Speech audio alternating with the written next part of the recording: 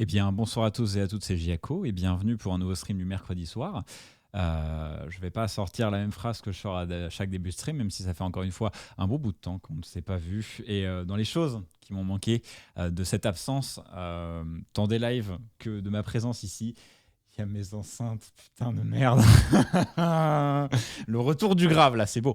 Et le retour des streams, parce que donc on va en enchaîner 2 cette semaine. Un ce soir, et quand je dis enchaîner, c'est par la suite. Un ce soir pour déballer du coup un joli petit joujou dont j'ai très peu parlé pour l'instant, parce que c'est une bêtise, c'est une grosse bêtise, mais bien justifiée.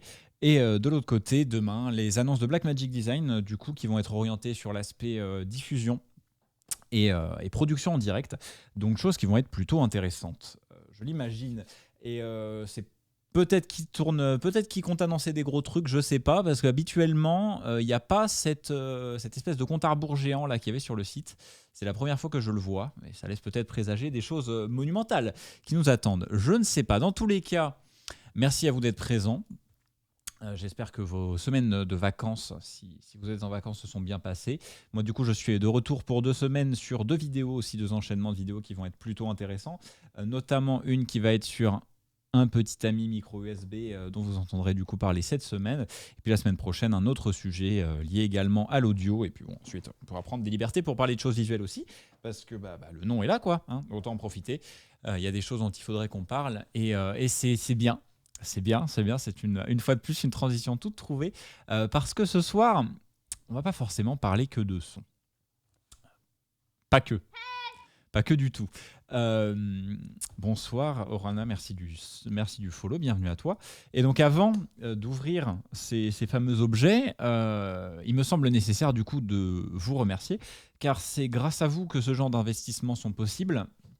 Et c'est grâce à vous que, je l'espère, cette continuité dans l'évolution et aussi dans le m'acheter à manger va continuer.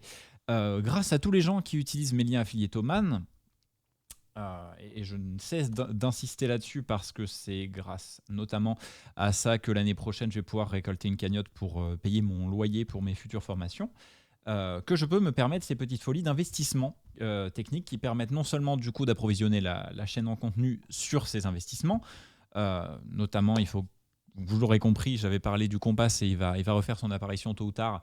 Et donc, il y a certains petits objets qui sont là sur le bureau qui vont du coup faire leur apparition très prochainement dans des vidéos. Il y a aussi des achats, des investissements qui permettent de me simplifier la vie dans la création du contenu et donc d'approvisionner la chaîne parce que je ne me fais plus chier avec du matos de merde. Et dans le matos de merde, enfin correct, mais qui donne un petit peu envie de décéder quand on a des vraies exigences, il y a l'objet qui me tourne à l'heure actuelle, cette caméra. Et qui donc, comme vous aurez pu le comprendre dans ma vidéo sur la Blackmagic Pocket Cinema Camera, est loin d'être ma grande amie. Vous pourrez le voir à l'heure actuelle. Moi, j'ai toujours l'impression que c'est plutôt correct, mais c'est parce que je l'ai en petit fenêtré. Bonsoir. Bonsoir Yanis. En grand écran, c'est bien plus la douleur, je sais, parce qu'il y a le petit look cassette VHS, grand manque de détails qu'a cette caméra, quand je m'en sers en tant que webcam. Et de façon générale, c'est le flux de production que propose mon EOS M2 est bien compliqué parce que de base, les caméras Canon de cette génération-là, donc 600D, 700D et compagnie, on tourne en format H264 dégueulasse, je trouve, avec un clair manque de détails, ce qui fait que déjà en étalonnage, tu es complètement baisé, tu peux rien faire du tout pour sortir le look que tu souhaites de l'image, étant donné que les fichiers sont aussi plats que on va éviter de partir dans des blagues comme ça. C'est risqué. Et donc voilà, des images, des fichiers avec aucune latitude de colorimétrique ou latitude générale pour en faire des choses amusantes en post-production. Ce qui veut dire que du coup, t'es juste, les fichiers sont tels quels et tu montes les fichiers et hop, t'as pas de possibilité d'étalonnage, de réduction du bruit ou quoi que ce soit parce que c'est moche. Voilà. Et donc pour remédier à ce souci-là, de par des fichiers qui sont d'une mauvaise qualité, il y a la possibilité de passer via Magic Lantern. Magic Lantern qui est donc un espèce de micro-logiciel alternatif qui est bien pratique parce que du coup il permet de tourner en RAW, donc en format de fichier sans perte, c'est-à-dire les données capteurs qui sont directement enregistrées dans un fichier sans encodage vidéo, et donc laissant la passe d'encodage vidéo et de retoucher de plein de choses en post-production. Le souci, c'est que vu que c'est un hack, une modification du micro-logiciel de Canon, c'est pas aussi bien intégré qu'un truc de base du constructeur. J'entends par là format de fichier à la con, qui nécessite transcodage en post-production. Et le transcodage, c'est pas un truc fun. Ça paraît... Enfin, tant sur Twitch d'ailleurs que dans la vie réelle, le transcodage, c'est pas un truc marrant. Sur Twitch, ça veut dire super, il faut que je redémarre mon stream 15 fois. Et en création de contenu, ça veut dire super, enfin dans le cas de Magic Lantern, ça veut dire super, il va falloir que je passe 2h30 à convertir mes 1 heure de rush avant de pouvoir les toucher. Et ça rend dingue. D'autant plus qu'il n'y a pas d'entrée audio de bonne qualité sur cette caméra, ce qui fait que j'enregistre l'audio en externe et va savoir pourquoi. Ça doit être une dérive d'horloge et de timecode. Quand je fais le clap en début de vidéo, eh bien le son est synchrone au début, mais 3 minutes plus tard, il ne l'est plus. Donc c'est une cata. Vous avez dû le voir dans pas mal de mes vidéos. Le son est synchro au début de la vidéo et puis ensuite, ça se barre. Et pourtant, je fais ce que je peux pour rattraper le truc, mais ça se barre. Donc c'est chiant. Et puis, elle tourne même pas de la vraie 1080p. Bref, c'est un bon outil. Pour la photo, en vidéo, il m'a rendu de bien chers services. Et pour le tarif de cette caméra, qui est généralement aux alentours des 180 à 200 €, c'est quand même remarquable d'avoir cette qualité d'image. Mais force est d'admettre que c'est pas un outil fiable et utilisable sur le long terme. Et qui est pour moi source de grosses frustrations quand je produis du contenu. Parce que c'est pas un outil confortable. Pas un outil fait pour moi, qui répond pas à mes besoins et tout. Et donc, ça fait pas mal de temps que j'emmagasine de l'argent et que je teasais cette envie de changer de caméra. Parce qu'au niveau éclairage, je me sors très bien avec ce que j'ai. Au niveau audio, je ne vois pas bouger quoi que ce soit dans ma configuration sur le court terme, et sur le long terme non plus d'ailleurs. Je pense que mon SM7 va me suivre jusqu'à ma mort. Mais à l'inverse, le côté captation de l'image, c'était important. Donc, vous l'avez vu, précédemment, j'avais acheté un Sigma 1835 f1.8, qui n'est donc pas à l'heure actuelle sur la caméra. Qui est un joli petit caillou, de par sa capacité d'avoir une ouverture constante de f1.8 sur l'ensemble de sa course de zoom, c'est très rare sur des objectifs de ce style, qui a déjà permis une plus grosse liberté dans les plans, mais dont la montée en qualité et en piqué ne s'est pas tant vue, de par la résolution relativement faible de ma caméra, et tout particulièrement sur sa sortie HDMI. Et je teasais l'envie de faire un achat en entente avec Blackmagic d'une Pocket Cinema Camera 6K Pro, qui me faisait donc particulièrement envie. Et avec les promos arrivant, j'ai donc de plus en plus réfléchi. Et il y avait pas mal de constructeurs de caméras et de choses que j'avais dans mon viseur, hors Blackmagic. Et je sous-pesais en fait deux produits concurrents, la Pocket 6K Pro et cet objet que je vais vous présenter aujourd'hui. Donc je ne sais pas si Yann est sur le stream, et on en a déjà parlé, j'espère que c'est de bonne guerre. Je n'ai pas acheté de Pocket 6K Pro, j'ai acheté un autre bijou tout aussi sympathique, voire un peu plus, vous le verrez, que j'ai eu à un prix d'or. C'est un produit qui coûte habituellement 3500 € et que j'ai eu pour 2200 €. Donc c'est la belle affaire, voilà, c'est la très belle affaire, vous me connaissez, j'adore ça, c'est mon sport, de trouver les bonnes affaires. Et alors, bon, tant qu'on est dans les confessions, j'ai déjà ouvert le paquet. Donc voilà, ça va être un second unboxing, j'ai déjà ouvert le paquet parce que vu l'importance de ce bestiau-là et le fait que c'était en fait un ex-démo, un ex-showroom, je voulais m'assurer que tout était bon. Donc voilà, c'est un second unboxing. Mais bon, vu la quantité de superlatifs dont j'ai fait usage hier soir sur Discord avec mes potes, je pense que c'est pour la bonne cause. Parce que vous auriez juste eu des « Ouah, c'est trop bien !» et rien de bon. Donc voilà, c'est pour la bonne cause. Parce que, nom de Dieu de bordel de merde, je suis un sale fou. Alors, donc... qu'on parle un petit peu de la bêtise qui vient d'être faite là, et de l'autre côté de la bénédiction que c'est, et merci à tous ceux qui utilisent et continueront d'utiliser mes liens affiliés, c'est grâce à vous que je vis en partie. Zcam E2S6 donc, caméra fabriquée par Zcam, et E2 donc c'est le nom de la gamme, et S c'est pour Super 35, soit la taille de capteur correspondant à la PSC, soit ce que j'ai à l'heure actuelle, et 6 pour 6K, 60 fps. 6K 60 fps, 4K 100, 1080p 120 ou 140, je sais plus. Capteur Super 35, petite plage dynamique sympa, double ISO natif, bref. Ethernet, pas mal de choses plutôt cool, voilà, une petite caméra d'enfant, cinéma, sympa.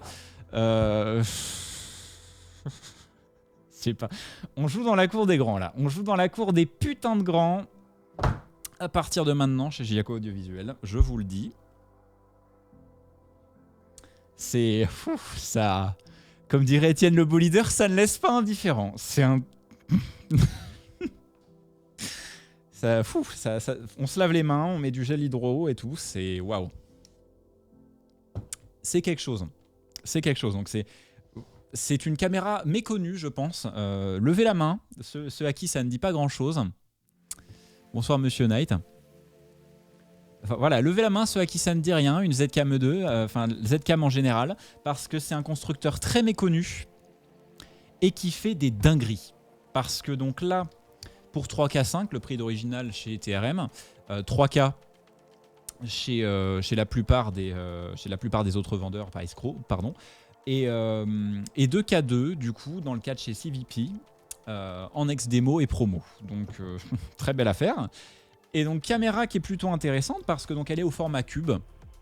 Voilà, elle fait à peu près la taille de ma paluche et en comparaison avec un téléphone qui est le Mi 9T de chez Xiaomi, ça fait globalement la largeur d'un Mi 9T hors monture et sur tous les axes.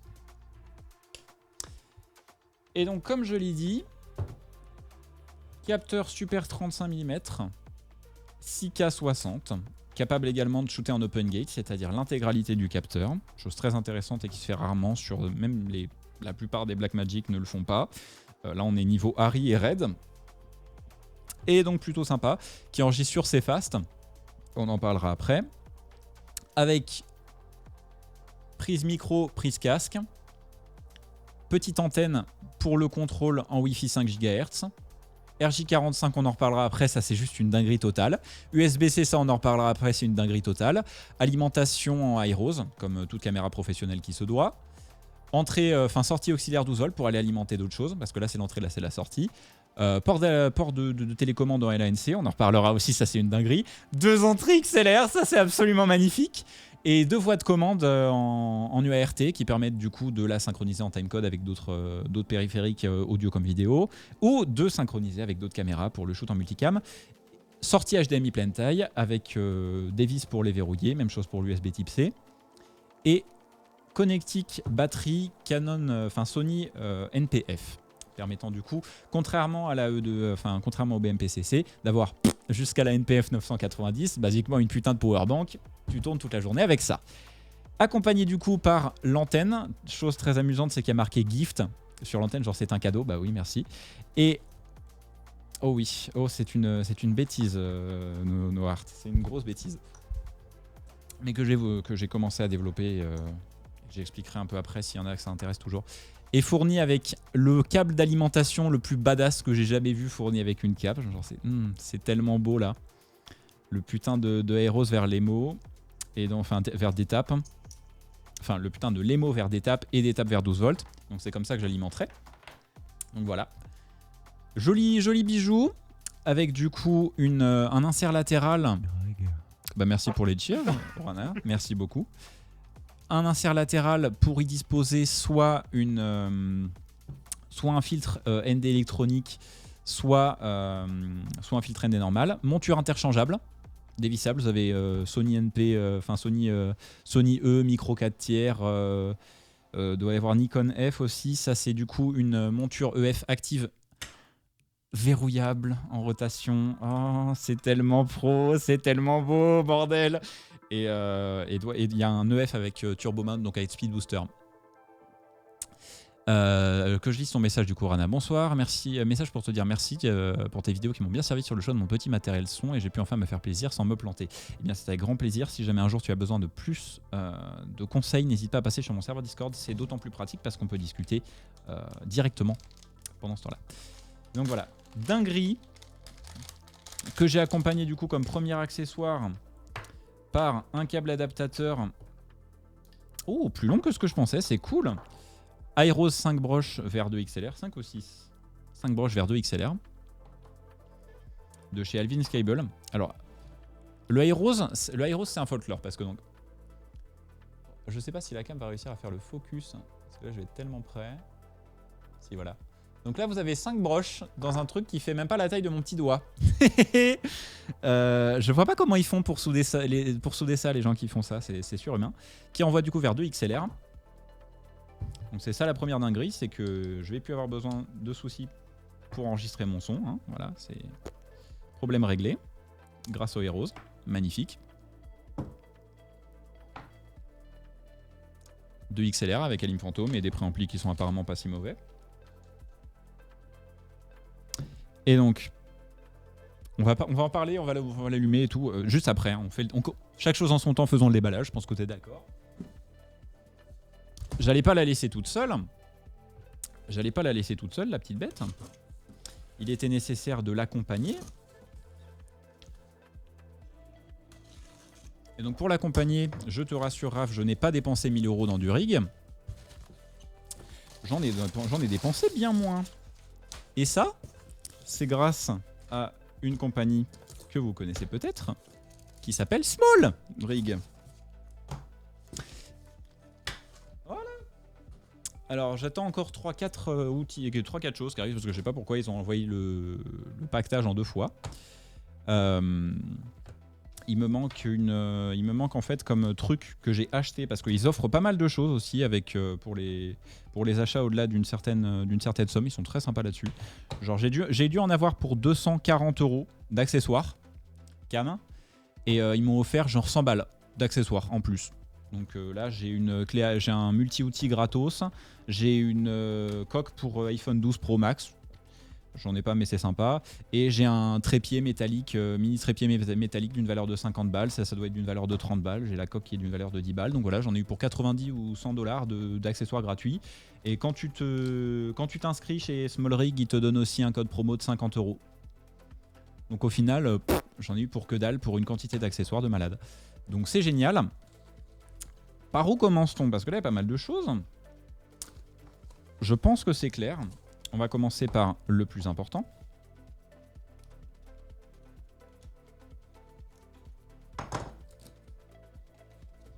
La cage.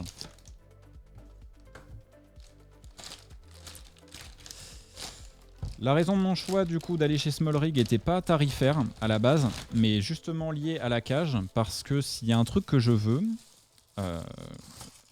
c'est pouvoir éventuellement me servir de cette caméra à l'extérieur. Et pour ça, j'ai besoin d'une poignée. Et donc un truc important pour tenir les poignées et pouvoir la mouvoir de façon relativement simple, c'est cette monture qui s'appelle la Harry Rosette, qui permet en fait un ajustement rapide en rotation d'une poignée ou d'un quelconque accessoire. Et rares sont les cages pour les Z-Cam qui proposent une monture Harry Rosette. Et donc là, pour genre 80 balles la cage, hors réduction et tout le bordel, monture Harry Rosette, fabrication entièrement métallique, système de retenue de la prise HDMI et de verrouillage. Je crois que celle-ci, ça doit être pour le port USB Type C ou le port d'Alim. Ça a l'air d'être un truc qui se glisse. On verra. Et donc voilà, la cage. On va tout monter après. Pour aller fixer du coup un des accessoires qui arrivera demain et du coup qu'on déballera en live juste avant les annonces de Blackmagic, une barre de monture autant. Ça m'a toujours fait marrer d'ailleurs. C'est-à-dire que là, avec ça en fait, ça c'est le même système de monture que ce qu'ils utilisent sur les flingues. Voilà, donc en fait je vais monter mes accessoires avec la même façon que je monte un viseur sur un gun. Logique. Ah bah ça va très bien monsieur Keija. Par la suite, on a du coup l'un des cadeaux qu'ils m'ont fait.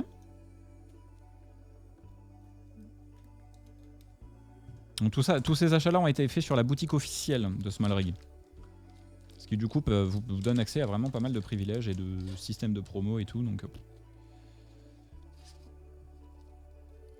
j'aime bien l'emballage. Et donc là, petit multi-outil sympa. Avec j'imagine les pas de vis et les choses courantes qui servent à altérer du rig. Ça notamment, ça me fait durcir rien que de le voir. Juste une clé plate comme ça. Merci, Dieu merci, parce que le nombre de fois où c'est la galère de verrouiller des vis trépieds avec tes tout petites paluches. C'est beau. Alors là, qu'est-ce qu'on a? Ah! Ah, donc en fait, il me manque... Bah non, bah du coup, je vais pouvoir vous montrer ça directement. J'aime bien parce qu'ils fournissent des clés à laine avec tout. Hop. Donc ce qui va aller sur ma monture au temps, dont je vous parlais tout à l'heure. Et là, du coup, un système de verrouillage qui permet de l'accrocher ou non à la glissière. Une autre clé à laine. Et ça, on est bon, ça, on est bon, ça, on est bon. Et donc, il reste plus que la petite poignée. Et bonsoir, du coup, Citrix. La petite, la splendide, la magnifique poignée. Hop. Dont j'attends du coup le câble adaptateur de main. Parce que bon, tant qu'à prendre une poignée et penser ergonomie lors de la prise de vue à l'extérieur, j'ai préféré prendre une poignée avec interrupteur pour engager ou non l'enregistrement.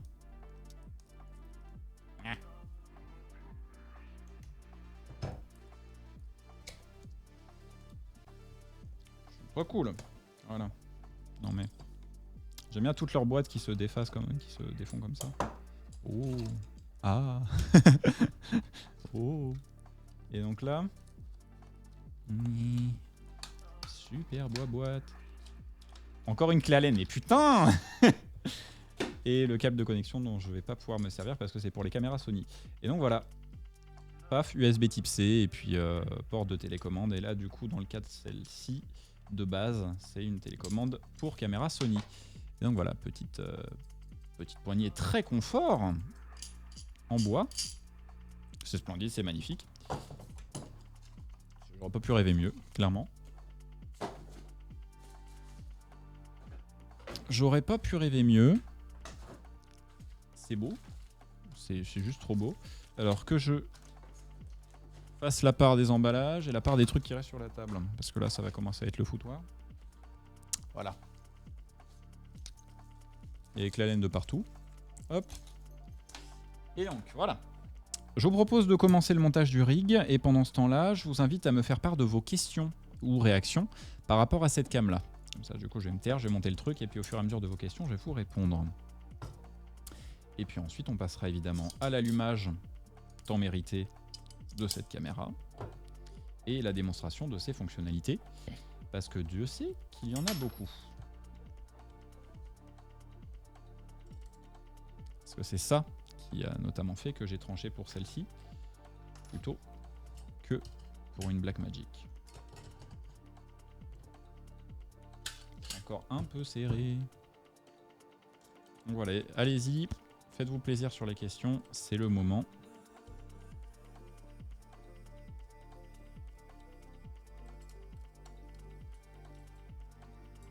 Oh, les vis restent coincées dedans. Tu vois quoi comme projet d'utilisation en extérieur? Alors, je pense que les gens qui me suivent sur Twitter auront compris mon amour pour l'univers ferroviaire. Et donc, sur le long terme, tourner des vidéos en extérieur, parce que tourner en intérieur c'est sympa, mais à un moment le dehors c'est beau aussi. Un truc qui me ferait kiffer, c'est juste prendre de la vidéo de train, parce que j'adore les trains.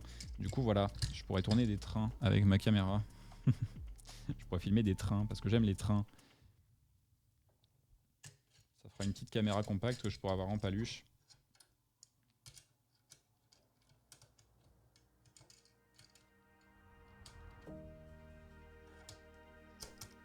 Puis ouais, tourner des vidéos en extérieur, avoir une caméra facilement transportable. Que de choses qui m'attirent. Hop.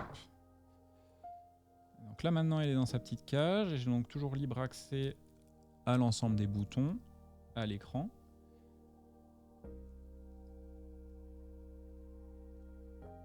Oh de ouf. Elle est belle, elle est très belle dans ça. Rien que la cage ça fait un truc là, c'est beau. Ah ça peut être sa mère. Alors du coup il va falloir que... Oh. Oh, donc en fait le verrou HDMI vient se mettre dessus directement.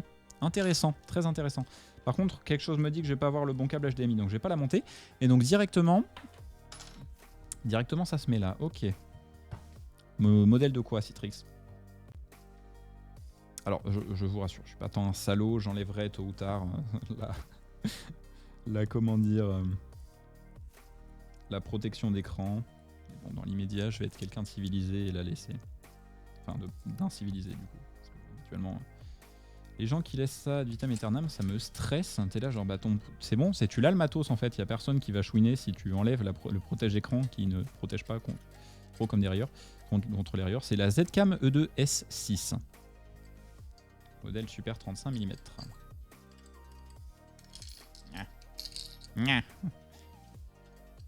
Alors je me suis demandé très longuement quelle était l'utilité de ce bouton et en fait c'est vraiment juste pour l'allumer, enfin c'est pour contrôler l'allumée, enfin défaire la batterie.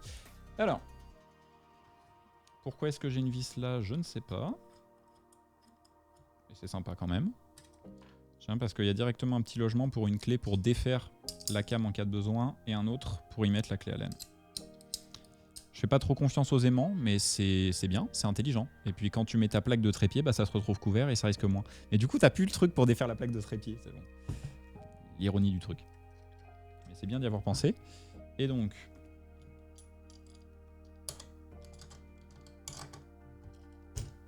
la petite poignée. Putain, ça est...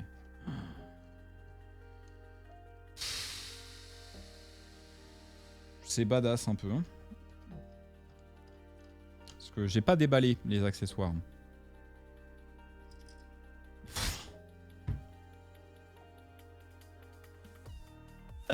Oh fuck! Comment est-ce qu'une poignée, un truc aussi simple qu'une poignée, ça peut rendre le truc aussi badass? Pète sa mère!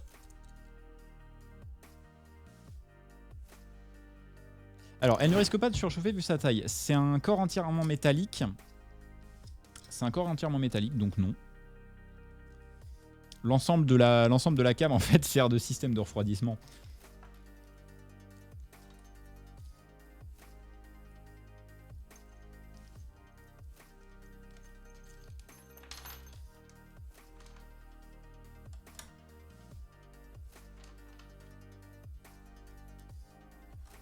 Je suis fébrile. Je suis fébrile, c'est trop beau là, ce qui se passe. Ouais. Ah. Que j'ai le logo Smolric dans le bon sens. Putain, ça pète. Hein. Franchement, ça pète.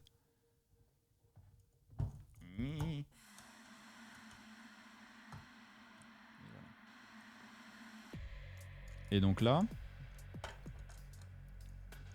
Hop. Et voilà. Et là, je pourrais mettre mon petit moniteur qui sera en fait mon téléphone dessus. Oh putain, ça pète. Oh là là.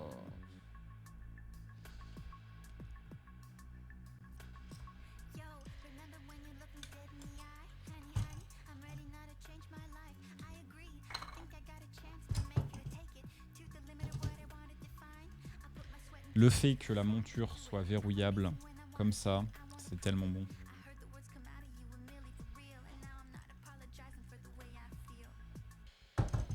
C'est infernal. Alors c'était attendu ça.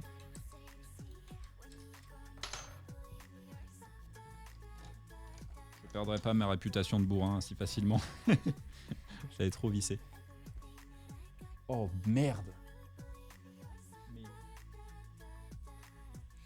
ce rig du futur là.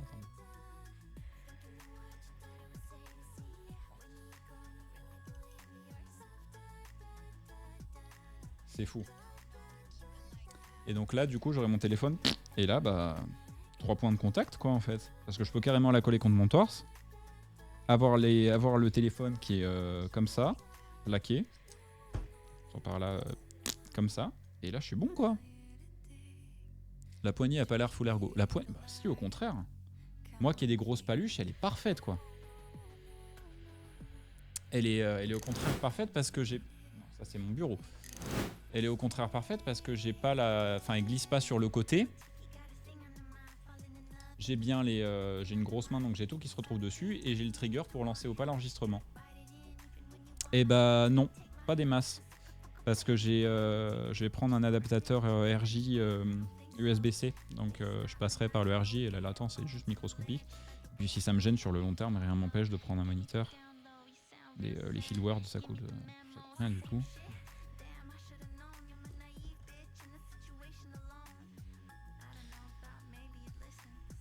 Quel enfer. Quel enfer. Il servirait à quoi le téléphone? Bah, il servira de moniteur, parce que donc c'est marrant, parce que personne l'a relevé ça en fait. Vous regardez, mais vous rendez pas compte de certains trucs. Ça vous choque pas le fait qu'il y a un écran qui fait la taille d'un timbre de poste sur le haut de la caméra? Ça vous choque pas le manque d'écran tactile au cul de la cam, le format bloc? C'est normal pour vous.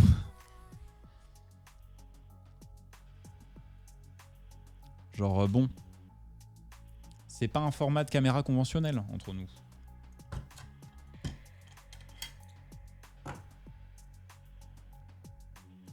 Et c'est pas pour rien, parce que donc on est sur une... en fait, là on rentre vraiment dans le domaine de la caméra ciné, en quelque sorte, parce que donc hors ses capacités de tourner dans des formats de fichiers qui sont vraiment excellents, il y a le Z-RAW que je pense j'utiliserai pas toute la palette de formats ProRes H264 et 265, les ProRes qui sont donc très intéressants, et l'enregistrement sur Cfast. Il y a 4 boutons programmables sur le côté de la caméra, un système de navigation du coup qui se fait sur le haut, donc les entrées-sorties, toute la synchro et toutes les entrées-sorties qui sont concentrées ici, sauf l'entrée-sortie, sauf l'entrée micro jack 3.5 et la sortie casque. Elle a des micros intégrés et un tali à l'avant. Et donc monture EF comme j'ai dit précédemment dans mon cas. Comment faire pour que le téléphone serve de moniteur? Bah, soit tu la connectes en USB-C, soit tu la connectes en Wi-Fi, soit tu la connectes en Ethernet. Et je pense que j'utiliserai l'Ethernet parce que sur Android, Android je t'aime, grosse merde que tu es, il y a des soucis de déconnexion intermittente. Alors ça vaut combien cette bestiole? De base, la E2S6 vaut chez TRM 3500 €. Elle vaut de façon générale sur les sites de vente un peu moins pro 3000. Et là, je l'ai eu à 2200. Donc j'ai basiquement eu le boîtier avec... j'ai eu le boîtier avec câble adaptateur et donc ce que j'attends sur le long terme, SSD mSATA, enfin SSD SATA M2 et SolidPod qui va du coup permettre de récupérer le stockage parce que les cartes Cfast ça coûte un bras pour moins cher que la cam neuve. En France. Parce que donc du coup, en fait, j'ai profité non seulement du fait qu'il y en avait une qui était en ex-démo, c'est-à-dire qu'elle a servi en modèle d'exemple chez CVP, qui sont donc un vendeur de matériel vidéo anglais. Mais j'ai surtout profité du fait que il proposait un moins 10% sur n'importe quelle commande qui était faite en Europe. Donc réduction, j'ai dû économiser 500 balles avec cette réduc là, dont 300 sur la cam parce qu'en ex-showroom hors promo elle coûtait 2500. Donc de 2500, on est passé de 3500 à 3000, à 2500 à 2200 avec les promos. Et donc par la suite, j'ai acheté donc câble adaptateur vers XLR histoire de choper de l'audio et SSD qui va aller dans le SolidPod, qui va aller dans le port Cfast et qui permettra d'enregistrer de la vidéo en très haute qualité. Je pense du coup faire usage des formats ProRes personnellement parce que ça fonctionne tellement bien, c'est trop bon. Et donc pour les accessoires d'enrobage, j'en ai eu pour 255 €. Je parle du rig en général. Voilà. Donc ça fait quand même un certain prix, parce que donc au total j'ai dû en avoir pour 3002. Mais 3002 pour une caméra que je suis pas prêt de changer du tout. Et qui va grandement simplifier mes expériences de tournage, c'est pas rien du tout. Parce que franchement, la bagarre que c'est avec ma cam en ce moment, c'est quelque chose. Et ça va vraiment me permettre de simplifier le truc, quoi. Parce que y a toujours enfin, il y a plein de gens qui sortent toujours l'argument du le matériel n'est pas important, le matériel n'importe pas. Et j'aimerais bien dire ça. J'aimerais bien pouvoir dire ça, que le matériel n'importe pas, parce que c'est des choses. Enfin, le matériel audiovisuel particulièrement coûte tellement cher. Ça coûte un bras. Parce que là, si j'avais, j'aurais pu acheter une BMPC SSIK normale et j'aurais probablement une qualité semblable. Mais j'aurais pas eu pas mal de choses dont je vais vous parler une fois qu'elle sera posée et allumée. Mais ouais, le matos audiovisuel coûte un bras, de façon générale. C'est une catastrophe. Et mais à l'inverse, moi, je suis quelqu'un qui est très frustré quand le matériel déconne. Je pense que, enfin, j'ose imaginer que c'est le cas de pas mal de monde, mais moi, je sais que c'est quelque chose qui m'atteint particulièrement étant technicien. Et du coup, je fais partie de ces gens dont il ne faut pas suivre l'exemple. Voilà. Si vous voulez tourner de la vidéo, achetez un Alpha 6400 ou un 6500 ou un 6600 et faites pas chier avec une E2S6. C'est un truc de gros malade. À la limite, si vous voulez faire des dingueries, achetez la E2C, on en parlera après. Mais ouais, moi, de par ma nature de technicien, je suis très facilement frustré par les solutions techniques qui déconnent. Je suis en plus personnellement un gros maniaque de l'intégration, du fait que les choses fonctionnent entre elles et tout. C'est un truc, j'adore ça. Donc voilà. Je suis une exception un peu conne, je m'en rends compte. Mais de l'autre côté, c'est bien parce que ça vous permet de découvrir des trucs en ma compagnie et pas des moindres. Perso, donc je vous propose de démarrer la bête pour en faire le tour. Il y a pas mal de trucs intéressants.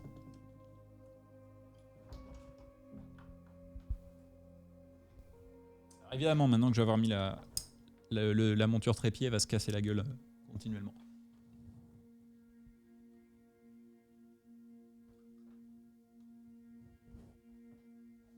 Ah, alors. Bonsoir, eh bien ça va très bien et toi? Donc, se trouve sur le fiacre de cette petite caméra un écran qui permet du coup là, de régler dans l'immédiat la langue. Réduction de scintillement, on est à 50 Hz, bonjour l'Europe. Time zone, date et heure, et voilà. Donc, c'est maintenant l'occasion de parler du petit fonctionnement de cet écran-là, qui n'a pas comme visée d'être un moniteur de comment dire, de référence, mais plus un accès au réglage de caméra. Et donc, je suis très surpris par la facilité avec laquelle on navigue sur un écran aussi compact. Genre, c'est incroyable. Ils ont tellement bien géré leur truc. Genre là, tu as Record pour aller chercher tous tes réglages du coup de tournage généraux, donc résolution et compagnie. Vidéo pour les réglages d'encodage et plus approfondi. Audio, exposition et tout le bordel. Et c'est trop pratique. Enfin, comment vas-tu faire pour la stabilisation des prises d'image? C'est marrant comment tu dis ça compliqué pour juste comment vas-tu faire pour des plans stables.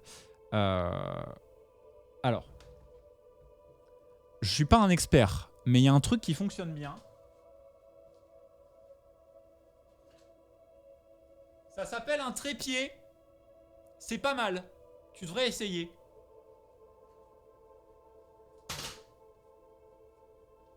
Je lance des suppositions comme ça, chacun son truc. Hein. Moi, je sais que ça fonctionne pour ma part. Hop. Et donc, dans les choses intéressantes, le menu connexion. Parce que, donc, comme vous aurez pu le remarquer précédemment, dans les choses qui sont plutôt intéressantes sur cette caméra, il y a des connectiques inhabituels qu'on n'a pas l'habitude de voir hein, sur aucune d'une caméra. Donc, hors directement les prises un petit peu fantaisistes pour les différentes choses que vous retrouveriez peut-être sur de la caméra conventionnelle, de la télécommande. Vous avez ça sur les appareils Canon pour en fait prendre de la photo avec une télécommande.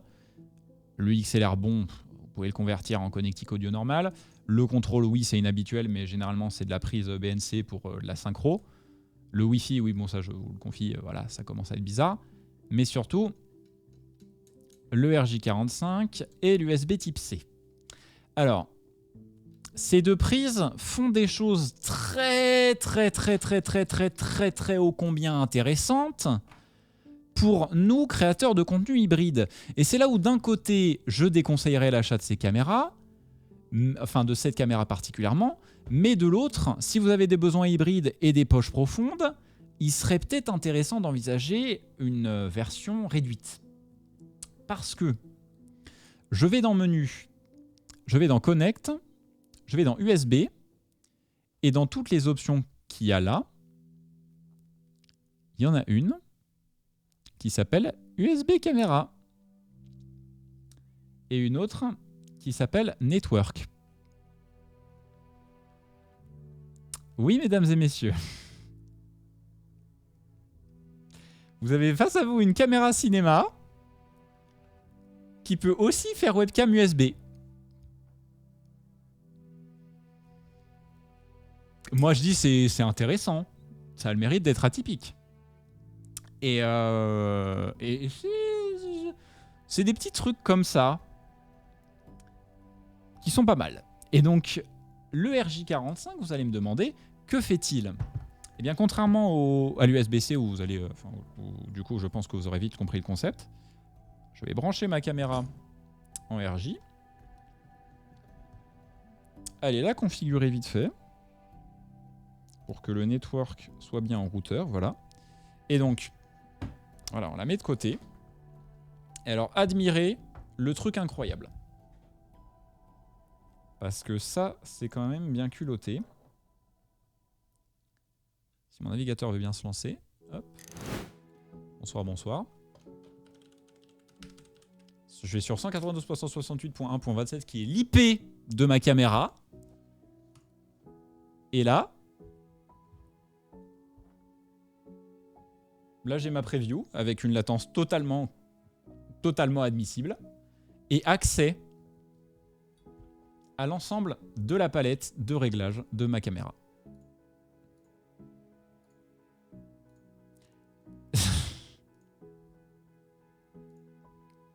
C'est infernal. C'est du pur génie. Donc pour moi, qui fait la plupart de mes plans dans une configuration statique face à mon bureau et qui galère à contrôler ma caméra parce qu'il faut que je tende les bouts, faut que je tende le bras pour aller au cul du truc. Ou si j'avais une Blackmagic Pocket, je galérerais aussi avec l'écran qui est à l'arrière et donc j'utiliserais une application pour faire le contrôle et de l'autre côté, je serais connecté en HDMI à ma carte de capture pour afficher la preview. Donc je passerai par deux tuyaux pour avoir d'un côté le contrôle, de l'autre la vidéo. Bah là, j'ai ma preview et mes réglages via le RJ45. Et comme si ça suffisait pas, je peux directement accéder à mes fichiers et les télécharger. Et donc c'est là où ça devient encore plus intéressant. C'est donc au-delà de la commande via un navigateur, il y a une application qui peut du coup parfois sauver la mise. Donc sur mobile, il y a les mêmes capacités mais dans une interface différente. Et cette caméra-là fonctionne du coup via la transmission vidéo non seulement par ça, mais par un autre système qui s'appelle le protocole ESP. Et alors, c'est là où ça devient plutôt cocasse parce que du coup, c'est une Zcam E2S6, c'est ma nouvelle caméra. C'est non seulement une caméra cinéma, avec donc de façon plutôt atypique cette possibilité d'être télécommandé depuis un ordinateur, un smartphone ou une tablette ou quoi que ce soit qui a accès à Internet. Mais en plus,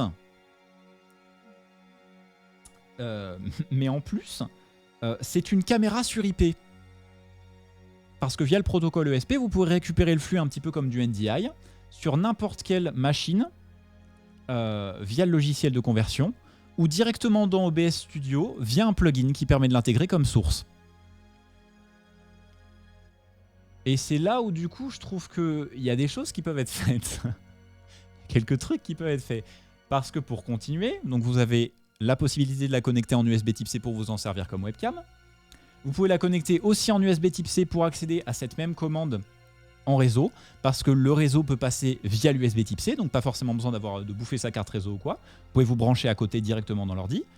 Elle fait son propre switch, enfin son propre routeur, son propre point d'accès.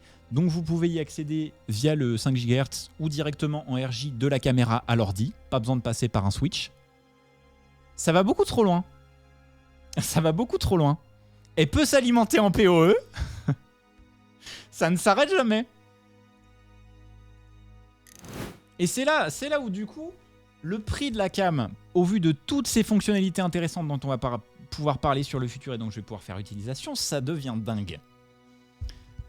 C'est une caméra ciné, c'est une caméra sur IP, c'est une webcam. Tout en même temps.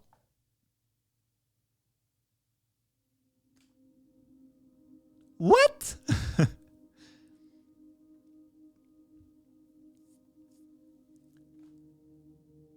C'est fou. C'est fou parce que même si c'est un produit très cher, parce que du coup là on est sur 3005, mais je l'ai eu à 2002,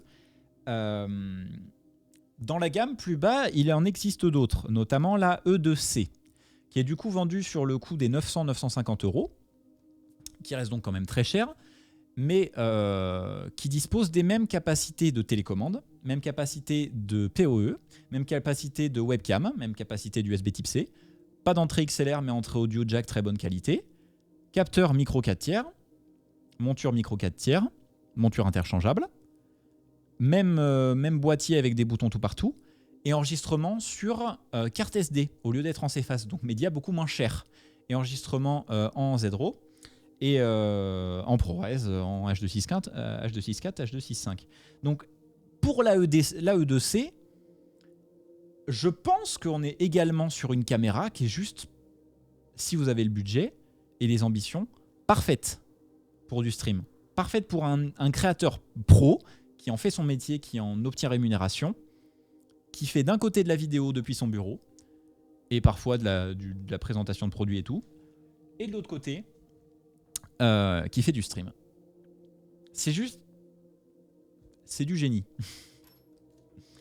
C'est du génie. Ils ont un peu pensé à tout. Et ça sort d'une petite compagnie chinoise. Donc, les intégrations ne sont pas toujours de première qualité. Mais notamment, moi, c'est sur Android. J'ai des petits cafouillages du côté de l'application Android. Mais je trouve que c'est bien parce qu'il y a toujours des solutions de secours. C'est-à-dire que si ça fonctionne pas en filaire, tu peux essayer en Ethernet. Ça fonctionne pas en Ethernet, tu peux essayer en USB type C. Si les applications première partie ne fonctionnent pas, eh ben, tu peux passer via le contrôle directement en réseau. Si ça ne fonctionne pas via le protocole de communication propriétaire, tu peux l'avoir en USB type C pour récupérer la vidéo ou en HDMI. Il y a tout. Il y a tout en même temps. C'est du génie. Je suis trop fan. C'est la cam parfaite pour le power user que je suis. Et donc au niveau qualité d'image... Bon, alors...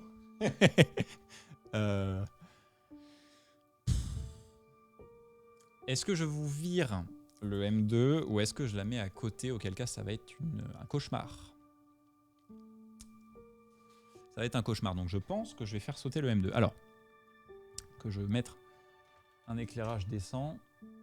Donc, retenez bien l'apparence de cam que vous avez à l'heure actuelle.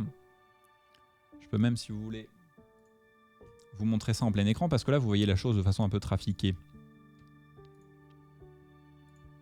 Vous voyez la chose de façon un peu trafiquée parce que c'est crop de base. Voilà la gueule du truc. Donc voilà ce que vous avez du côté d'un EOS M2. Regardez d'ailleurs attentivement. Vous pouvez observer le manque total de grains. Hein. Il n'y en a pas. Hein. Pas du tout. Et maintenant, la clé.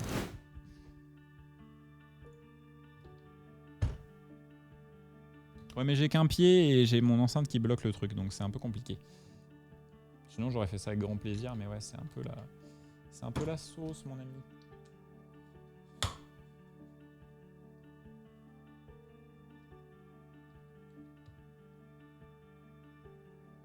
Mais c'est tellement du jeu. Ah, j'ai oublié de dire qu'elle pouvait streamer aussi.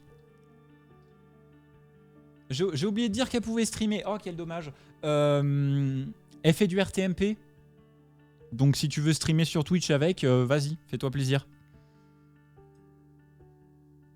C'est surexposé. Oui, ça s'appelle un petit capteur de merde. Faut s'y faire.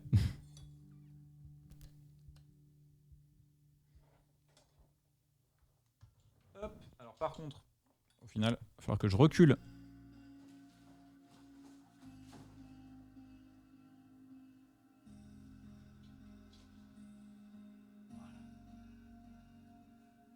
Je recule mon enceinte de monitoring. Non mais c'est parce que moi j'aide pas aussi, je l'ai sur une cage.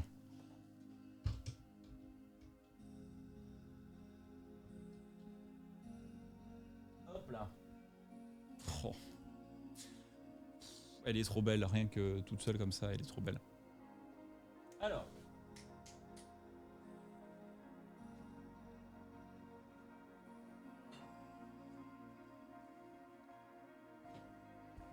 Que je la règle. Je sais plus si c'est la Cinema Sika ou la Sika qu'il me faut. Ouais, Sika. 3,98.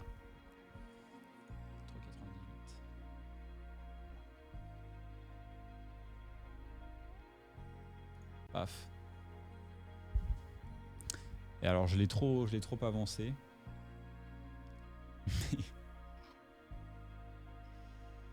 Que je la règle. Je vais la mettre en grand. Ah, c'est pas la même chose. Hein. C'est clairement pas la même chose.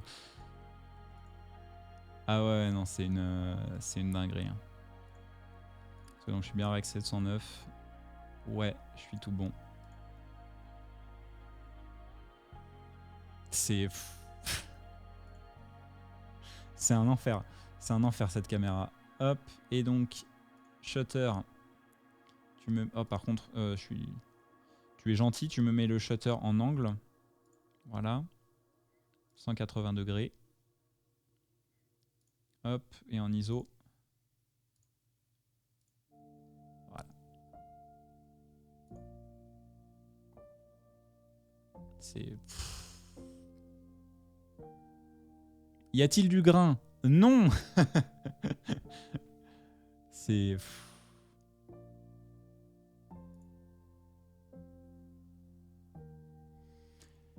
Bref.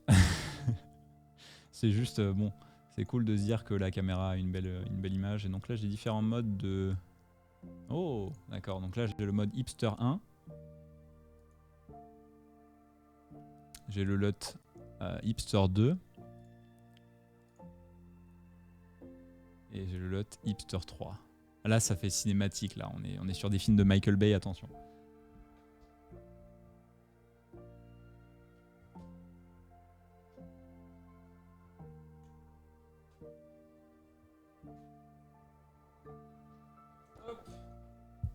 Voilà, que je la rehausse un peu. Et ouais, en vivide, elle est pas trop belle. Moi, je préfère le Rec 709. Là, on se croirait sur des... On se croirait avec des couleurs Canon. Voilà. Si c'est pas magnifique, va falloir que je trouve un moyen de la reculer. Mais si c'est pas magnifique...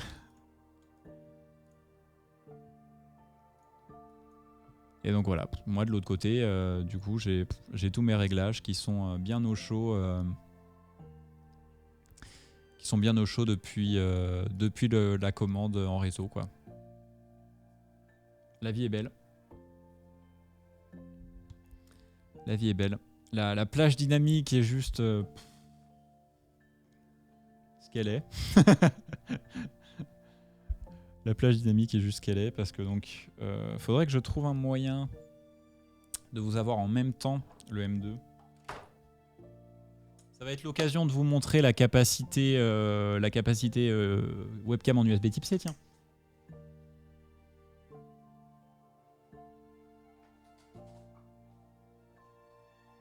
Si je retrouve mon câble USB type C, et ça c'est une épreuve. Ça c'est Koh-Lanta, mec. Putain. Alors la plus grosse blague en plus, c'est que j'ai mis mon câble USB type C de façon à ce que je le trouve en mode... Oui, non mais c'est important, tu vas en avoir besoin. Quel con je fais. Je l'ai totalement paumé.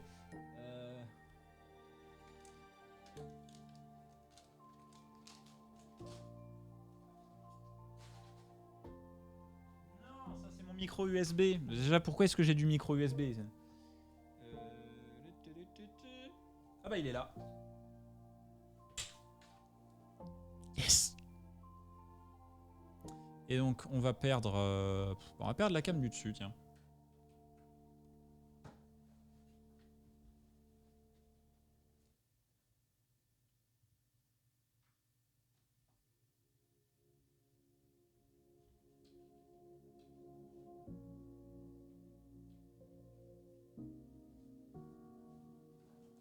Hop.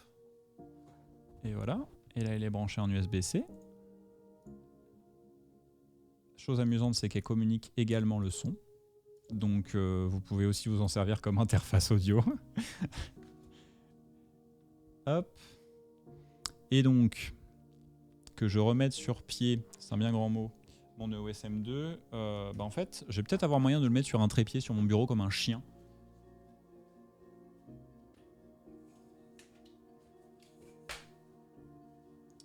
Hop.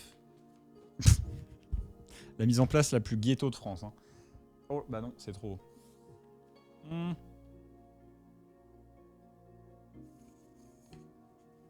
Ah oui, justement, c'est la cam 3 que j'ai débranchée. Ouh, elle bouge plus.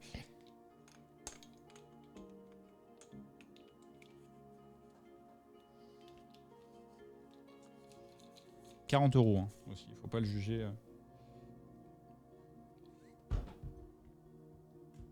Offert gracieusement par Monsieur Léo. On ne peut pas le critiquer. C'est ce trépied qui m'a permis de décoller, n'est-ce pas?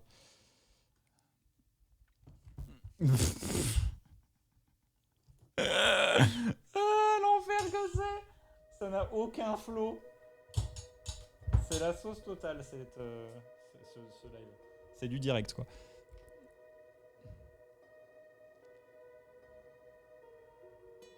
Tu vas pouvoir nous utiliser des FPS plus hauts pour faire des ralentis. Oh, trop bien, j'adore les ralentis. Personne en abuse.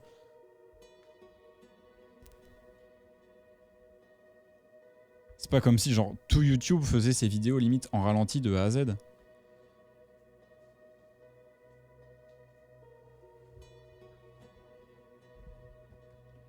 Alors oui, je vais être à l'envers, temporairement. C'est pour la bonne cause. C'est déjà tellement mon bon. Alors. Hop. Je vous dis que ça va se régler. Hop. Voilà. Ah ouais, non, mais je te l'ai dit, hein, c'est ghetto, c'est ghetto. Et donc, de l'autre côté, périphérique de capture vidéo. Et là, je vais chercher UVC caméra. Je peux même aller en 4K si je veux, d'ailleurs. Le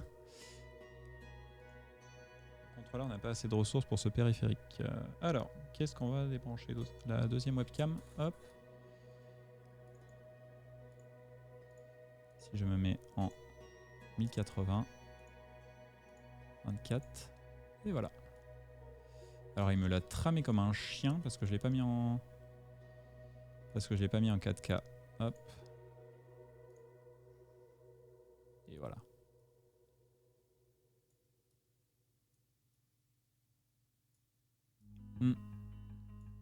J'ai un souci de codec, il a dû me mettre en H264 ce salaud.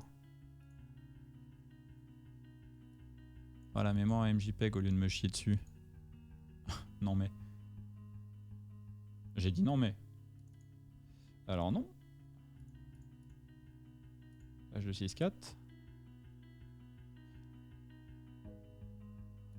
Il lui faut le temps qu'il réagisse. Voilà. Et j'ai la mise en cache. Hop. Tac. Et là, normalement, on va être peinard. Allez là. Mon ordi qui décède. Ah non, mais c'est mon ordi qui décède là parce que j'ai 4 caméras, enfin j'ai 4 webcams qui tournent habituellement. Ça lui plaît pas trop. Bon, alors à ce moment-là, on la prend en HDMI.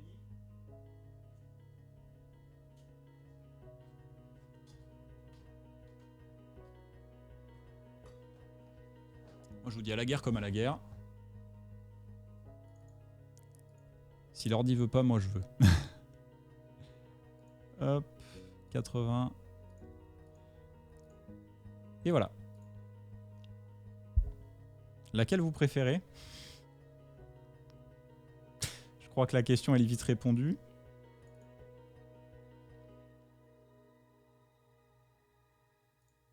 Bordel.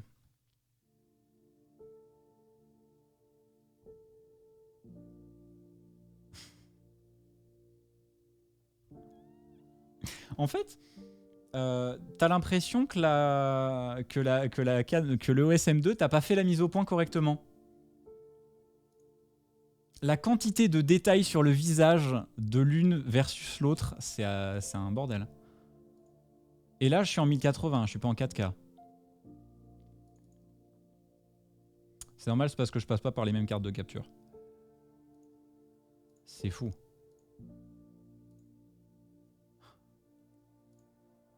Hop. On va rajouter genre 33 millisecondes. Non, on va rajouter encore. 6. Voilà. Ouais. Oui, c'est à peu près la même chose. Et côté audio, faut que j'ajuste en conséquence. Oui. Je pense que ça se voit. Il ne doit pas y avoir trop d'inquiétude là-dessus. Putain.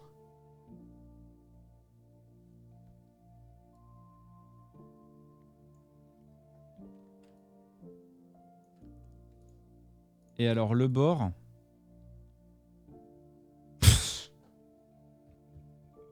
Il y a un côté où il y a du bruit, quoi.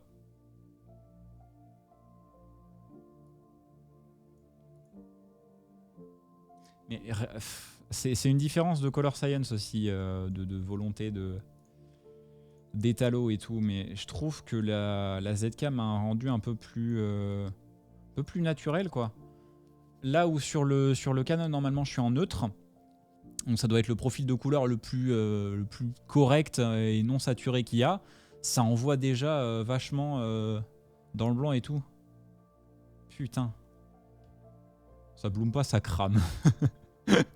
Ne fais pas passer... Écoute, Ralph. Ne fais pas passer les défauts de ma caméra comme des défauts optiques. Tu sais que c'est le capteur, il est con. C'est la sortie HDMI qui pue du cul. Ah non, ça c'est pas du blooming, ça c'est du cramming. Hein. C'est du I'm dying. C'est du help me, I'm dying. Et alors là est la blague. Là est la blague et la preuve qu'il y a certaines choses qui changent pas. Le OSM2 entre à l'heure actuelle dans une carte de capture 4K, 422, 10 bits, incroyable, 444 si tu veux, parfaite. La E2 rentre dans une carte de capture chinoise à 10 balles.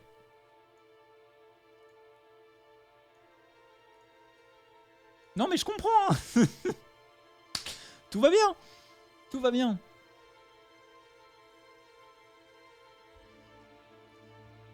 L'image est magnifique.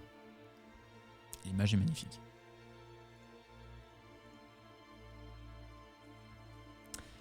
Donc avez-vous des questions, des remarques ou interactions par rapport à tout ce qui a été dit jusqu'à maintenant? Je pense que j'ai fait un petit peu le tour des choses véritablement alléchantes sur ce modèle. Donc n'hésitez pas. Ça ne change... Ça change rien le signal numérique en sortie de la caméra. Oui, mais les systèmes de mise à l'échelle ne sont pas à l'identique. Et surtout, il y en a une qui envoie en MJPEG et il y en a une qui envoie en sans perte au niveau codec. Donc il y a une phase de compression de l'image générale qui peut être source de réduction de qualité. Et là, là ils s'en tapent quoi.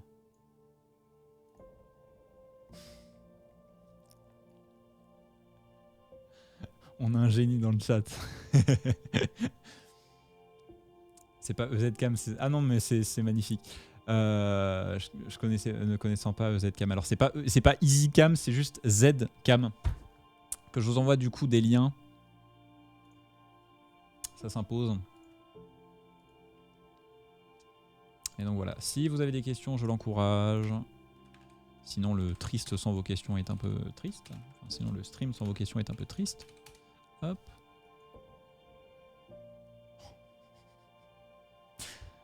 En fait, c'est tellement bon depuis le temps que j'espère, enfin depuis le temps que je bavais sur tout cet univers caméra ciné. C'est juste trop bon, quoi.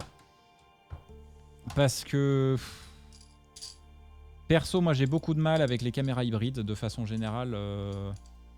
Oui, c'est bien, elles font les deux, mais elles font de la très bonne photo et de la vidéo qui laisse à désirer, dans le sens où il y a toujours un truc qui vient à manquer. Là, moi je suis pas grand photographe et je pense que je le serai jamais. Là où la vidéo c'est un domaine où je m'intéresse beaucoup plus. Avoir quelque chose qui est dédié à une tâche, qui le fait très bien, qui me sort des formats, des fichiers qui sont bons de base. Parce que l'emmerde avec les hybrides à la con qu'on nous fait maintenant, c'est que c'est cool, ils font de la très bonne vidéo, mais il te faut un enregistreur externe. Regarde, regarde, c'est trop bien, genre, t'as les comment dire, les Sony. Non, c'est pas les Sony, c'est les Nikon Z. Les Nikon Z, ça fait partie des pleins formats les moins chers. C'est cool. Alors déjà, c'est du plein format. Faut croire que si tu veux shooter de la vidéo au cinéma, maintenant, faut que ce soit du plein format. C'est du plein format et tout, et ça a de la bonne qualité. Mais de base, ça te vomit quoi? Ça te vomit des fichiers H264 et 265 qui n'ont pas des masses de latitude colorimétrique et qui sont une cata à décoder sur ton logiciel de montage. Et si tu veux utiliser des formats de fichiers sérieux, il n'y a pas de problème. Va acheter un Atomos à 700 € et un SSD. Bah non merci, mais sans façon, quoi.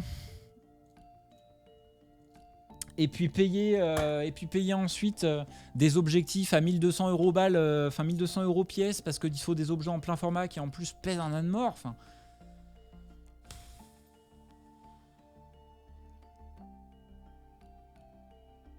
ça me fatigue. les hybrides me fatiguent. Et l'ergonomie des boîtiers photo au final me sied pas. C'est marrant parce que j'étais très fan des petites caméras et donc le M2, je suis tombé amoureux du M parce que c'était trop bien. Genre c'était une caméra, tu pouvais la mettre dans ta poche, c'était dingue. Mais plus tu mûris dans tes choix, plus tu te rends compte de certains défauts d'avoir pris quelque chose aussi compact. Et notamment, genre j'ai des grosses paluches. Il faut que j'assume le fait que j'ai des grosses paluches. Il me faut une caméra que je puisse genre porter, tu sais. Et que je puisse utiliser au quotidien. Et c'est pas le cas avec ça, quoi. C'est un paramètre pas négligeable, oui, tout le monde se jette dessus, notamment chez les streamers, à ce que je vois. Enfin, ouais. De façon générale, il y a une obsession sur le plein format et la profondeur de champ qui est en soi louable. Moi aussi, je suis attiré par de la profondeur de champ et par des beaux plans. Mais sur le long terme, ça devient nocif. Ça devient nocif. On va se retrouver avec des plans où genre t'as le nez de la personne qui est nette et tout le reste qui est flou. Je passe sur un vrai truc où il n'y a qu'une cam et puis on continue la discussion. Ouais, hein, vénère. Attendez.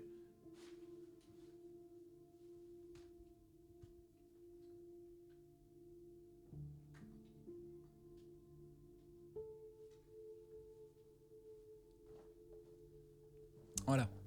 En fait, ce que je trouve triste dans les évolutions techniques générales que suit le Twitch game, et c'est marrant parce qu'on m'a fait la proposition de venir en parler sur une émission le 12 août, de discuter de façon générale des choix matériels pertinents pour commencer sur Twitch et tout.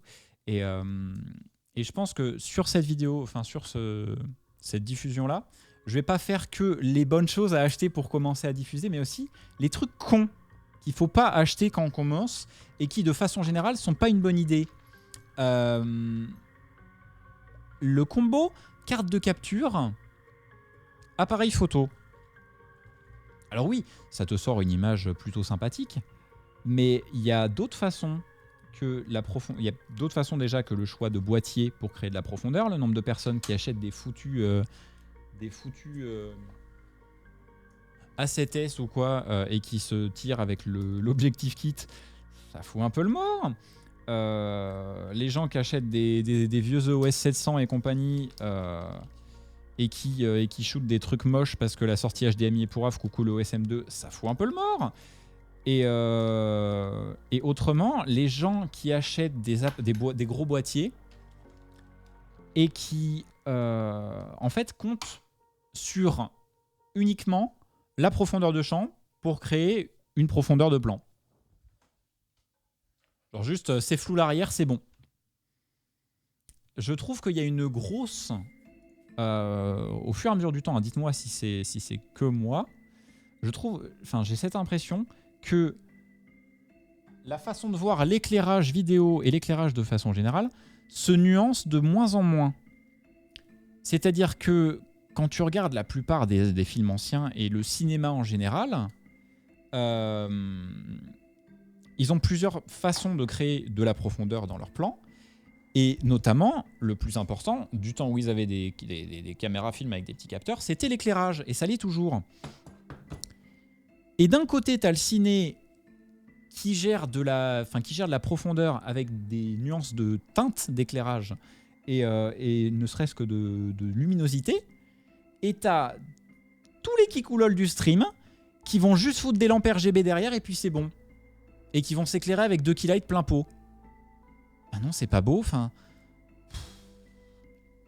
Je sais que c'est peut-être dans mes gènes parce que je suis sondier et que apparemment les sondiers ont l'habitude de bien... Enfin, et que les sondiers ont l'habitude d'être attirés par la light. Mais pour moi, l'éclairage et comment il est géré devrait être bien plus important que la foutue ouverture de ton objectif.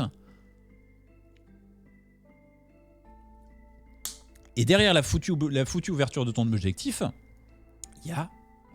Et derrière la foutue ouverture de ton foutu objectif, il y a le choix de ton foutu boîtier qui est moins important que ton objectif bordel de queue.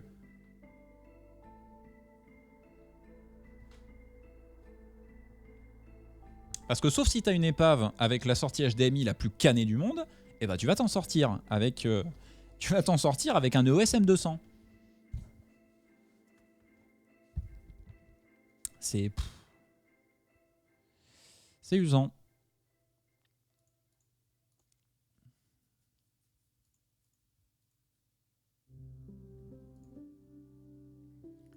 Ouais, c'est vrai, c'est compliqué. Hein.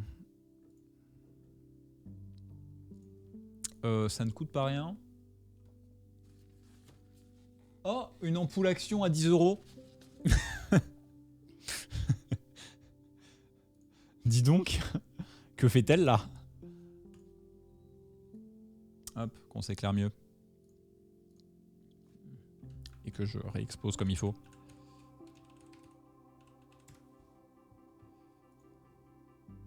Alors. Exposure.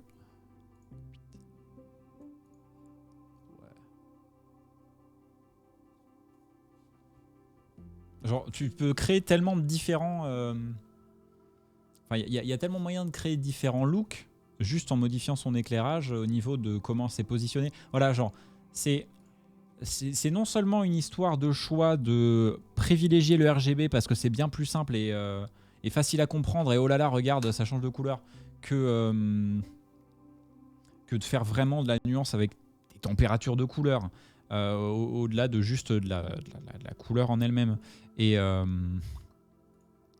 comment dire, et de la valeur de luminosité, mais aussi le positionnement, parce que là, comme vous avez pu le voir, je suis passé d'un truc très diffus à un truc radical du dessus, et le plan taille pas du tout pareil.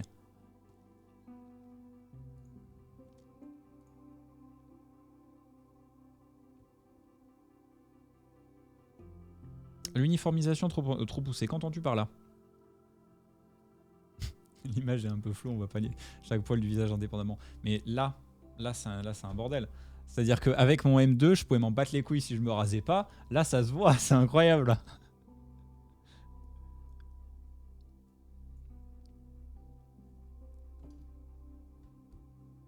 Donc voilà.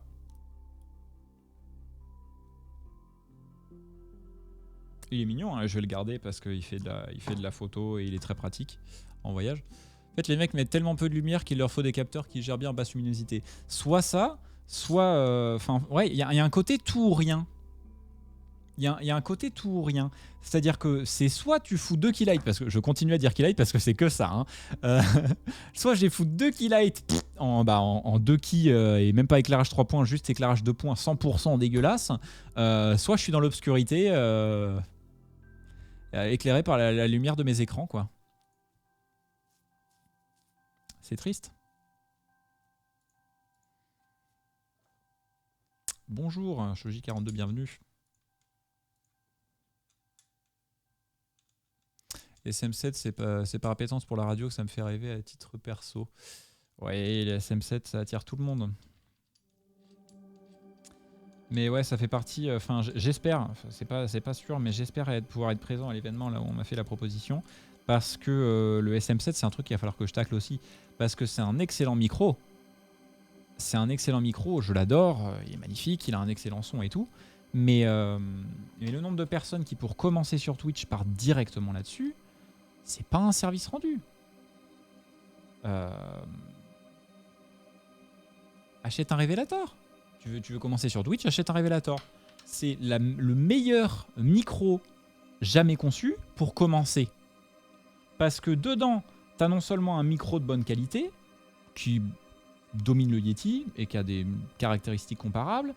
Oui, c'est une bonnette de SM7, mais qui en plus a du traitement intégré et des capacités de mixage audio comme ce qu'il y aurait sur un Go XLR. Donc ça te permet de commencer à appréhender l'aspect traitement audio, de faire sonner le truc mieux au fur et à mesure de tes compétences et de tes investissements et tout, de temps et d'énergie personnelle. Mais en plus, d'avoir des repères quand tu vas passer sur d'autres choses. Ça, c'est le meilleur truc. Genre même... Enfin, à partir de maintenant, n'importe quelle personne qui va débarquer avec un budget de moins de 200 balles pour commencer sur le stream, il prend ça, il se tait. C'est parfait. Sauf si t'as une rue avec 40 bagnoles, hein, parce que là, bon. Mais ça, commence sur Twitch, dans ta chambre, avec un Révélateur, et t'as tout ce qu'il te faut. C'est quoi comme micro? J'ai pas noté, mais je note pour info pour conseiller. Bah non, tu les rediriges vers moi. Et de toute manière, la vidéo va sortir dès dimanche. Je vais d'ailleurs avoir le plaisir de la tourner demain.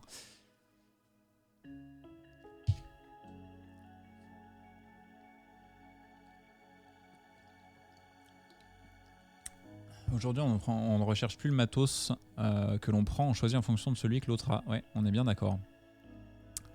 Perso, je galère avec la lumière. C'est un truc qui m'est venu progressivement, mais je vais prendre un SM7 car Triple X un SM7 ou bien j'ai vu telle stylée image chez Intel, donc je vais le reproduire. Ouais. Non, chez Intel, pas chez Intel. Image stylée chez Intel. Ah non, ça va pas. Pourquoi pas le Rode NT USB Mini avec Rode Connect? Parce que t'as pas l'aspect réglage et configuration qui est beaucoup plus ludique, pédagogique et qui vient avec le temps. Et de façon générale, le NT USB a moins de capacité et de fonctionnalité. Il est bien, mais il est quand même plus axé podcast que diffusion en direct. Il est beaucoup plus aspect podcast. Je comprends pas, il y a des... Oh.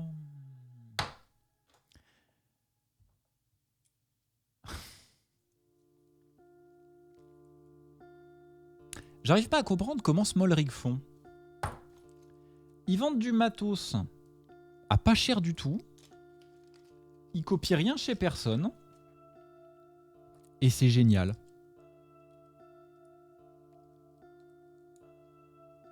C'est pas possible, hein. Il y a des gens qui se font fouetter chez eux. Hein. Ils doivent cacher un truc. Hein. Il doit y avoir quelque chose de sombre qui se passe en arrière-plan.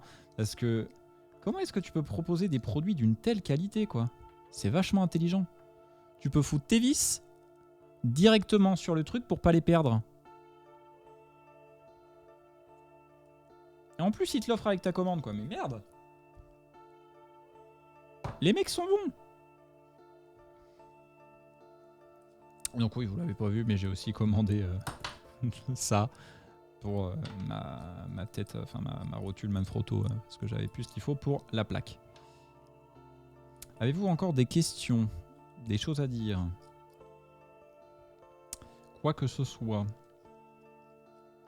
Y a-t-il des choses que je n'ai pas suffisamment couvert par rapport à cette caméra et qui sont selon vous primordiales?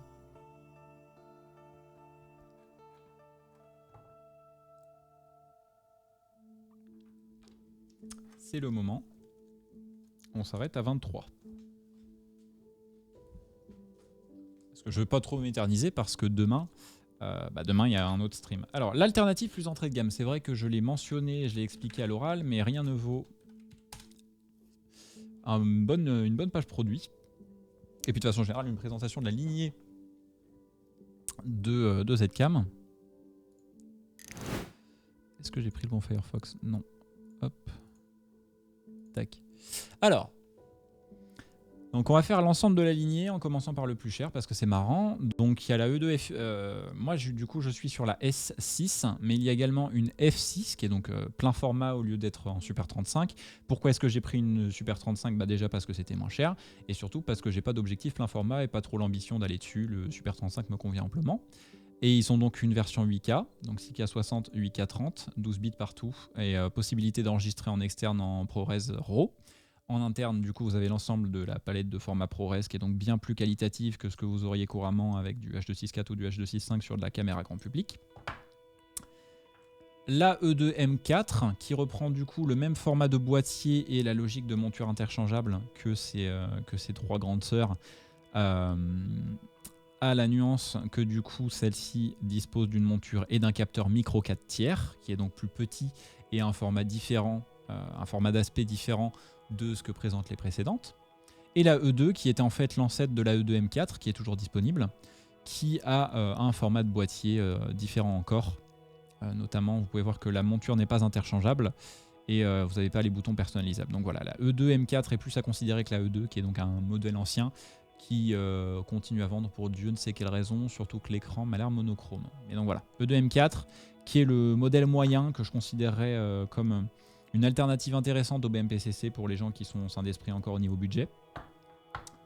Et donc la E2C, qui est la moins chère de la gamme et qui est très intéressante parce que celle-ci fait du coup de la 4K 30 avec des couleurs 10 bits. Une belle plage dynamique. Et donc ces mêmes capacités très intéressantes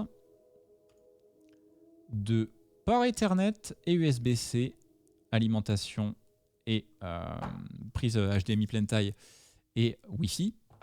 Parce que du coup, donc l'Ethernet qui permet sa commande, l'utilisation en tant que caméra sur IP et comment dire, et le transfert de fichiers, de données et son alimentation via PoE. Et l'USB type C qui permet du coup de l'utiliser comme webcam. Et la prise HDMI qui est du coup encore meilleure.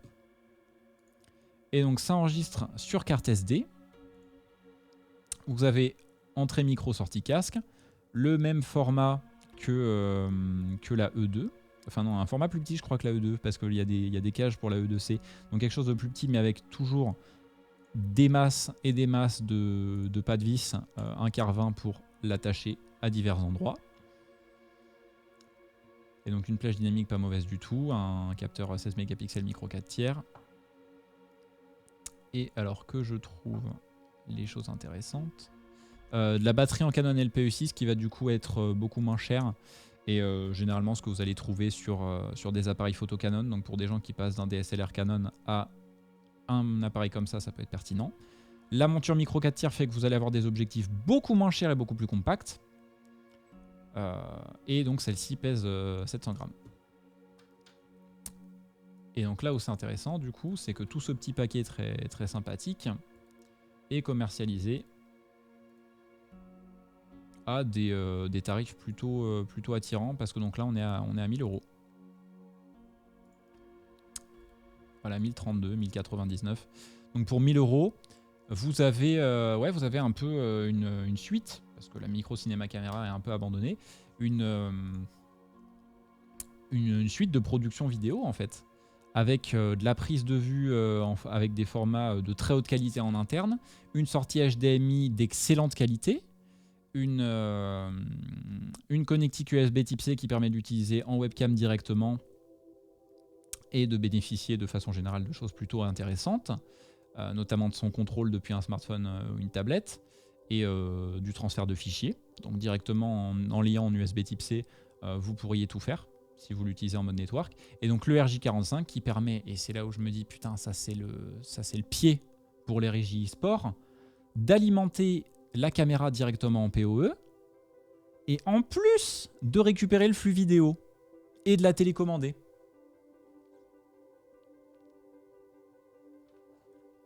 Plutôt USB type C ou HDMI si on a une carte de capture. USB type C, enfin HDMI sans hésiter, parce que tu passes du coup en transmission vidéo faible latence et l'USB sert maintenant à la voix de commande.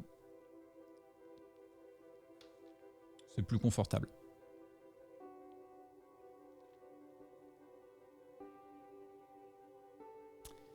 Et ouais, même celle-là, c'est la claque, quoi. Avoir pour 1000 balles vraiment une caméra avec une ambition ciné, hein, franchement, c'est fou. Parce qu'il faut considérer qu'en plus, si vous souhaitez vraiment faire évoluer le truc sur le long terme, un enregistreur externe et ça part en ProRes RAW, quoi.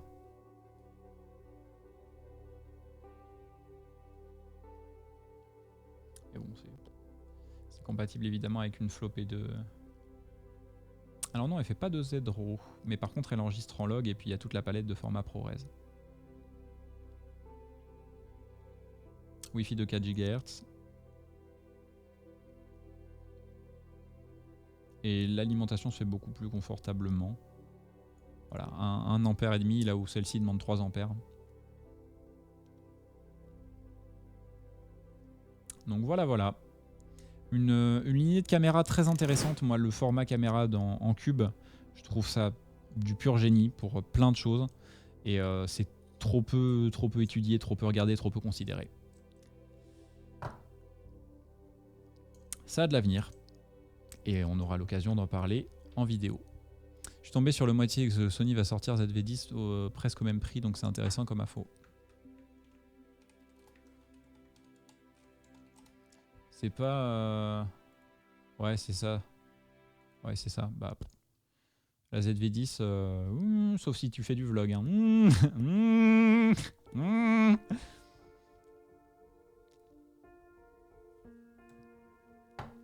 Ouais, 900 balles. Après, il y a des avantages qu'a la Sony que ne va pas avoir une caméra comme les Z-Cam parce que c'est de la caméra ciné, donc elle s'entend beaucoup plus avec du focus manuel. Sur de l'autofocus, juste Ecan. Ça sent le truc grand public, mais déjà plus... Bien, bonsoir, petite question, quel est le programme de la soirée? Bien, ça veut devenir quel était, parce que nous arrivons à 23h, c'est bien dommage parce que je me fais os du coup. Merci beaucoup du os, Sidos le vrai, mais ça va être l'heure de s'en aller. Demain, du coup, dès 18h30, on se retrouve pour suivre les annonces de Blackmagic dans le domaine de la diffusion en direct. Je m'attends à de belles choses. Et donc, comme d'habitude, vous aurez le droit à une traduction français, des choses à retenir, vulgarisation, compréhension, etc. de tout ce qui est sorti. J'espère que vous viendrez